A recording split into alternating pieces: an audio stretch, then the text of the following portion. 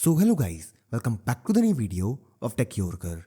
In this video, I will guide you with how you can use S Pen to write quick notes on the lock screen.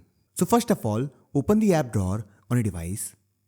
Now open the settings app. Now here scroll down and tap on advanced features. After this tap on S Pen. Now here you will see this option called screen of memos. Enable the toggle next to it. After this, lock your screen. Now take your S Pen.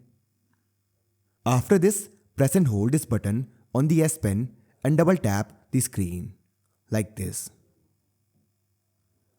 Now this will open quick notes. And now you can write anything. For example, subscribe, Tech Yorker. Once done, tap on save. And this will save it to the Notes app.